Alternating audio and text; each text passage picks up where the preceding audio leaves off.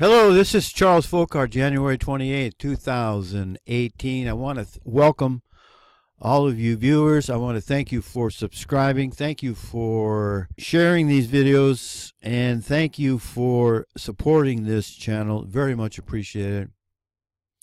On this video, I want to contrast the most viewed, how did they put it? The most subscribed user on YouTube.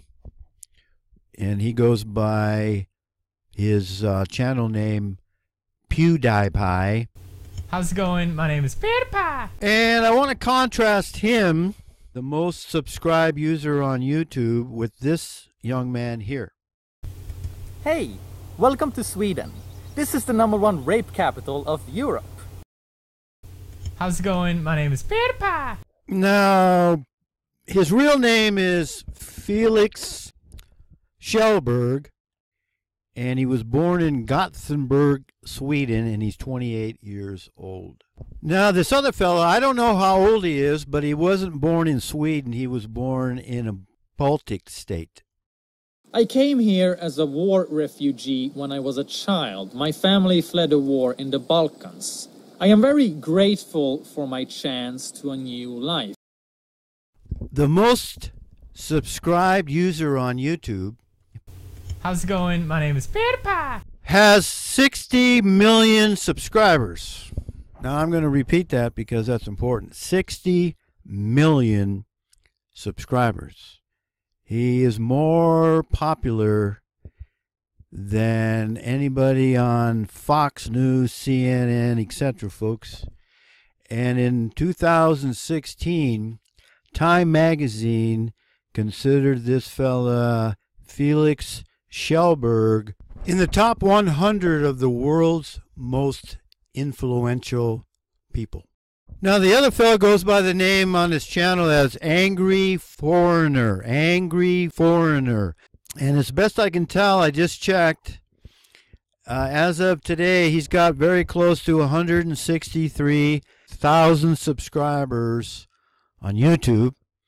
Now, if you divide 163,000 by 60 million, you get this number here, 0.00272. So he's got a minute proportion of the subscribers, as does Mr. Kjellberg. And you compare Mr. Kjellberg, PewDiePie, with me, I have 0.0000345, just to give you an idea as to how popular this man is, this young man, this Swedish man, and that's important here, folks. So no question about it, this fella, PewDiePie, has a very, very large audience. Now, Mr. Kjellberg doesn't live in Sweden. He lives in Brighton, England. But his home country, Sweden, is being invaded by black Africans and Arabs. And that's the problem that this other young man, whose channel is called Angry Foreigner, is trying to draw other people's attention to. Hey, welcome to Sweden. This is the #1 rape capital of Europe. Some say that this is because Sweden is very progressive and aware of destructive patriarchal norms, which is why our definition of rape is broader than in other countries and more considerate to the victims. Others say that it's because of our massive levels of immigration, where we import thousands of people from countries in the Middle East and Africa, places that don't really have the best views on women's rights. But it doesn't matter who is right. We will never know who is right, because we aren't allowed to talk about it. Here in Sweden, everything is considered racist. So here we have a young man who's not even a Swede, not even a natural-born Swede, trying to draw the attention to the problems of immigration and rape of the beautiful Swedish women. And he's got 0.00272 subscribers compared to PewDiePie. Now, Mr. Kjellberg. How's it going? My name is PewDiePie. did have allegations of anti-Semitism leveled against him for several of his videos, and the Walt Disney operated Maker Studios ended their partnership with him. But then he came back and he said, yeah, those were offensive. So he went towards attacking the Esau Edomites, and then he backed off. But the point I want to make here is he doesn't need, with 60 million subscribers and 17 billion views, he doesn't need his partnership with those people. He could lose. He could lose out by going the route that this other fellow, Angry Foreigner, has gone. But let's go have a look at what he says about his view on money. How's it going? My name is PewDiePie. Let's talk about money for a little bit. Yesterday, it was all over Facebook how much money I made in 2014. There were some articles that trended, and it was everywhere. Like, it was not just on Facebook. Money is a topic that I purposely try to avoid for the 5 years that I've been making videos, because I just feel like it's not important to anyone, and I just want to make entertaining videos. Don't get me wrong, though. I don't hate money. I'm not going to pretend like it doesn't matter to me, because it matters to everyone. But when I started doing YouTube, I was in college. I was on a student loan. I couldn't even afford a proper computer that I could record gameplay on. So I was lucky. I managed to sell some artwork that I made online, and that's how I was able to get started. Some of you know this story, but shortly after, I quit college, and so I had to get a job, and I took whatever job I could get, which was to work in a hot dog stand. And a lot of people like to take this story as something negative, or like, oh, he did that, or I can't believe he used to sell hot dogs. Now look at him making big bucks. It wasn't like that at all for me. I was the happiest I was at that time, because I was finally, for the first time in many, many years, doing what I wanted to do. And the fact that I could make videos was so much more important to me that I had to spend a few hours a day doing a job that wasn't that prestigious. So here's a young man. He's 28 years old. He's living in England. He's a Swedish young man. And he's, out of his own mouth, you heard him say money's not that important to him. He's just as happy now, 5 years later, making 15, 16, 18 million dollars a year, screaming at a screen, a computer screen, and that he would be just as happy, from what he says, if he wasn't making as much money as he is now. He just wants to make videos, right? And he didn't have a problem working at a hot dog stand just so he could make videos. That's what he wants to do. He just wants to make videos. So I have a couple questions for you, Mr. Shellberg. If you're going to be just as happy making a small amount of money as you would be making a large sum of money, and you don't really care about having to have a job to make, as long as you can make videos, and you don't care about having to take a job like making hot dogs, as long as you can make videos, then why did you back down in early 2017, about a year ago, when there was allegations of anti-Semitism alleged against you? Is it because you were afraid to lose your subscribers? Was it because you were afraid to lose your channel? Was it because you were afraid to lose the amount of money that you're making now? Now, you know that you can go, if you don't know, I'm going to tell you, you know you can go on BitChute, and every time you upload a video there on YouTube, it'll be automatically uploaded onto BitChute.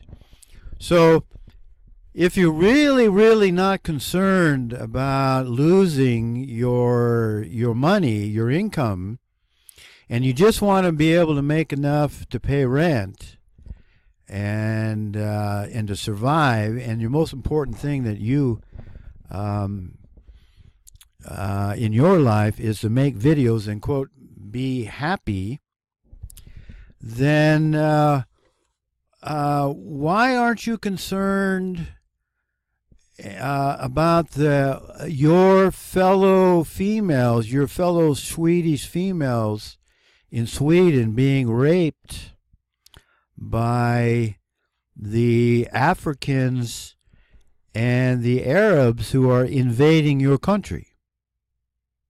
You're one of in 2016, Mr. Schellberg, you were in the top 100 most influential people in the world, according to Time magazine. Don't you feel any obligation to draw attention to the fact that your country, Sweden, is being invaded by non-whites, non-Swedes?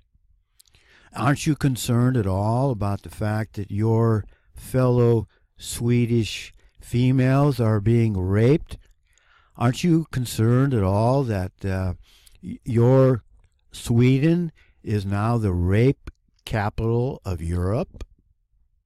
That doesn't have any effect on what you could be doing as one of the 100 of the world's most influential individuals? Hey, welcome to Sweden. This is the #1 rape capital of Europe. Some say that this is because Sweden is very progressive and aware of destructive patriarchal norms, which is why our definition of rape is broader than in other countries, and more considerate to the victims. Others say that it's because of our massive levels of immigration, where we import thousands of people from countries in the Middle East and Africa, places that don't really have the best views on women's rights. But it doesn't matter who is right. We will never know who is right, because we aren't allowed to talk about it. Here in Sweden, everything is considered racist. We now officially have the highest level of immigration in relation to the population here in Europe, and yet it's considered racist to suggest that we should decrease immigration, even though there's a lack of housing and has been for quite some time. We have an increasing number of immigrant beggars on our streets, and yet it's considered racist to suggest that we should ban the begging or try to get their own country to take care of them. I know that the definition of racism doesn't really apply to people asking for money, but it doesn't matter. This is Sweden. Everything is racist and nobody ever has to explain why, because the power lies within the accusation and not the facts. Our former prime minister said that Sweden belongs to the immigrants and not the ethnic population, that it's what the immigrants make of Sweden, which is Sweden. In another interview, he said that every development of Swedish culture has happened thanks to outside influences, and that Swedishness in its primary state is just barbarism, as if everything positive about Sweden is only thanks to immigration, and that Swedes have only contributed with oppression and madness. This fucking asshole ran the country for 8 years, until 2014. He also used to be the head of the Conservative Party. Do you think that perhaps the new head of the Conservative Party is any better? No, not really. This is what she had to say about Islamic State terrorists. We need to look at how to prevent radicalization amongst the youth. The important thing is that there needs to be fewer who can become victims of violence. If you get recruited as a terrorist to practice lethal violence, then you too are a victim of violence.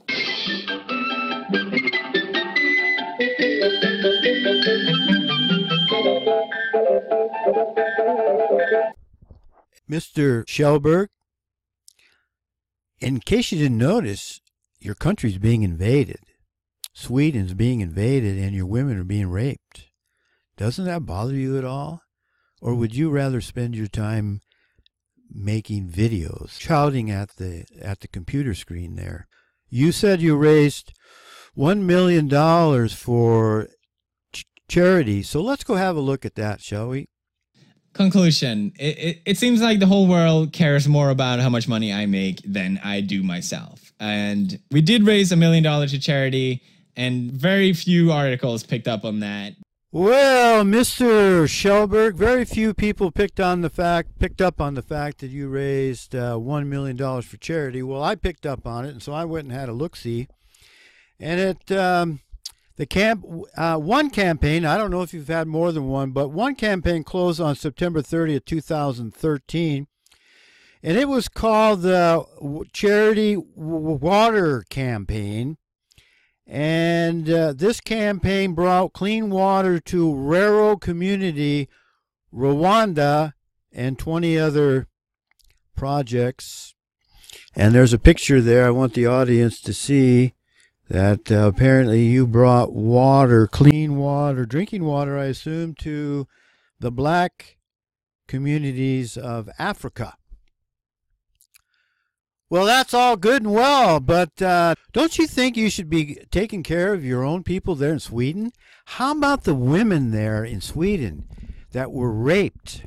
You know, again, I'll say, Sweden is the rape capital of Europe, the per capita rape capital of Europe, and there's a lot of young women in your own home country, white women, your kin, that are having their lives ruined by the black Africans that you're trying to help with clean water down in Africa. I got an idea for you, buddy. Why don't you let the black athletes here in the United States that are making millions of dollars putting a ball in a hoop or catching and throwing and running with a ball here in the United States, and they don't appreciate what they have, why don't you let those black athletes and all those successful black actors, etc., why don't you let them take care of their own people? What the hell are you doing sending money, running a charity to send money to the same country whose young men are coming to your country and are raping, abusing your own women? What the hell are you thinking, young man? But here it is everywhere how much money I make. I don't think there's any good reason why anyone should care. And on top of that, I guess there's no good reason why I should care either. So we're just going to end it there. I do want to finish off by just saying thank you so much to all of you who watch my videos, enjoy them, and support what I do. It really does mean a lot, and I'm just happy doing this. I would be doing it even if I was still not as big as I am or whatever. I'm sorry I had to waste a video on this, but I just felt like it needed to be said. All right, bye. Well, I too am sorry that I had to create a video like this, but I just think it needed to be said. Now, Schellberg, I'm not one of those young people that contacted you about them being upset about you making as much money as you do. I don't give a rat's ass how much money you make for doing what you do, screaming at playing games or whatever the hell it is you do to get 60 million subscribers. What bothers me as an older man, and I'm almost 40 years your senior, is that our race is in a war. And the enemy, which you got called out on back in early 2017 for being an anti-Semite, so I know you're not a complete idiot. Our enemy, and look up if you haven't already and watch the video by Barbara Specter, and I think she was in your country, Sweden, when she made those statements. These people, these Esau Edomites, that if we mention their name were anti-Semites, they're the ones behind the push for the immigration, the non-white immigration into the white European countries, including Sweden. And these men, these African men and these Arab men are raping your women. And what are you doing? You're playing computer games. And you've got a lot of money and you want to help somebody, so who do you go help? You go help the black people in Africa, the very same people I've already said that are coming over to your country and raping your women. And quite frankly, young man, I don't give a damn how much money you make, because I can tell that you don't know what the hell you're doing and you got your head up your posterior. May I suggest, because you're basically independent now and you've probably got enough money in the bank that you don't have to work for several years, may I suggest that you hunt down this young man, angry foreigner, and you and him work together and see what you can do to stop the rape and the invasion, the rape of your women and the invasion into your country and other European countries, and do something good with your money, because quite frankly, I don't believe you. I think you like having all that money, and you're not going to do, and I hope I'm wrong, you're not going to do what you need to do. You're not going to do anything that's going to jeopardize your income and your position as number one. And if you do, I'll be the first one to apologize, young man. And may the grace of God, your Father, who you don't want to admit to, and I understand you're an atheist, so that you're a fool. A fool has said in his heart, there is no God. And you're going to find out soon enough that money and all the things that money can buy do not satisfy. They do not satisfy, and you're going to look for something, some meaning and some purpose in your life. And I'm hoping you catch on that there is a purpose that you could be having. There is a good cause for your own people, and don't be afraid to be called a racist, because that's nothing other than a love for your own race. And you have very, very good genes there in Sweden, and you need to be concerned with those people. And one more thing before I forget, I hope your Italian girlfriend doesn't get raped. I really do hope she doesn't get raped by some of these blacks and these Arabs that are invading England where you are now. And I bet you that would turn your head around, wouldn't it? And may the grace of God our Father, for the rest of you, may the grace of God our Father, the God of the Israelites, who are the Swedes and the Italians and the Brits and the Welsh, the Europeans, the Americans, the white Americans, the Canadians, the South Africans, the Australians, and the New Zealanders, may His grace be upon us all, especially you young people, for we certainly need it. See you.